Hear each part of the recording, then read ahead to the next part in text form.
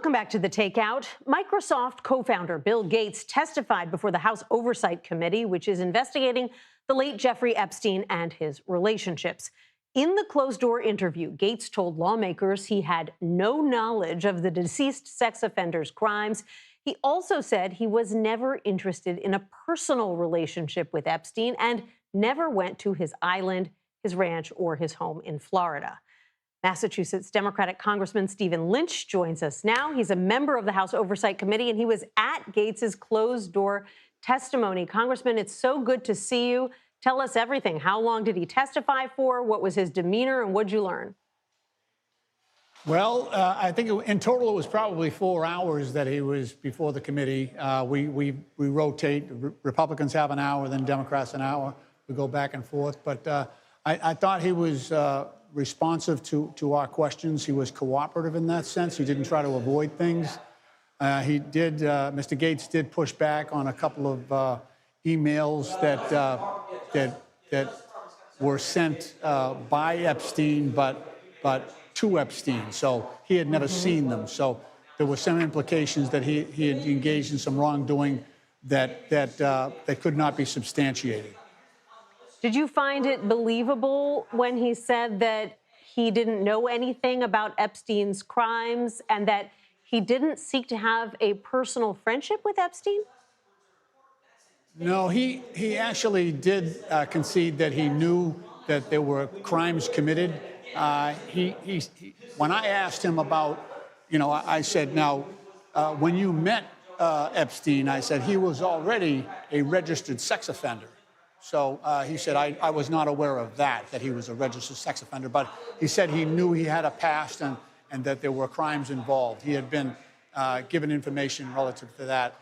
There was also a piece of this that was, there was an element of blackmail that Epstein used against him. Epstein had basically found out from some of Gates's staff that he had a couple of extramarital affairs, and he was sort of hanging that over Gates's head. I think eventually Gates came out publicly and spoke with his wife and explained to her what he had done. So when that transpired, Epstein went on to something else, saying that he was going to, disclose some allegations that he had contracted an STD from some Russian girls, but there was no record that could be substantiated. What did you make of Epstein's claim that one of the reasons that he was in communication with Epstein was because he wanted his help setting up a donor-advised fund? I mean, this is one of the richest men in the world. You would imagine he'd have an entire financial team at his disposal to do something as simple as setting up a DAF. Why would he even need Epstein for that? Right. Well, that was really the pitch that Epstein gave him.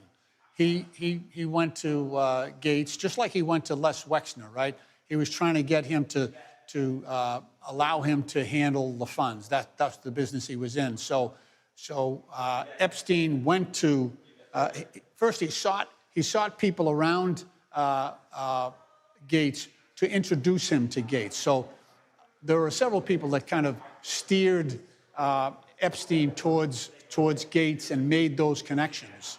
But it was really Epstein that was trying to get access and control of the ability to invest some of those funds that Gates had outside of his foundation. And he was promising Gates that he would bring other money into the picture and that it would amplify the effect of what he was doing already on his global health initiative in Africa and elsewhere. So that was Epstein's game. And at the end of it all, Gates, I think, and I think Melinda Gates had a lot to do with this. Melinda Gates said, no, you're not doing business with that guy. I don't want to see Epstein, around here anymore. So she was actually protecting Bill Gates in all of this. And I think her caution and her alarm really made the difference here that deal did not go through, to her credit.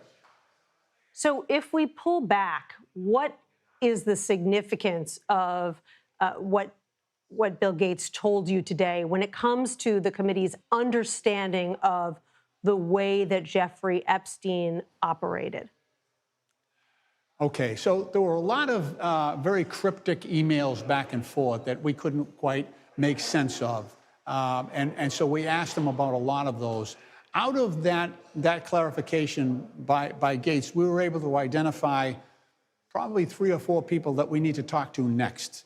And they were aware of Epstein's activity and did not disclose that fact to Gates. So, of course, this is an 18-year saga from when Epstein first started abusing young women till when he took his own life. So there's a long trail of carnage along the way here, and we're trying to go through. We've only got the first 3 million documents, right? So there's another 3 million documents that we're going to have to go through as well till we get to the bottom of this. Wow. Well, it must have been a fascinating 4 hours. We appreciate you telling us all about it. Democratic Congressman Stephen Lynch of Massachusetts, thank you so much. Appreciate it. Thank you, Nancy. Thank you.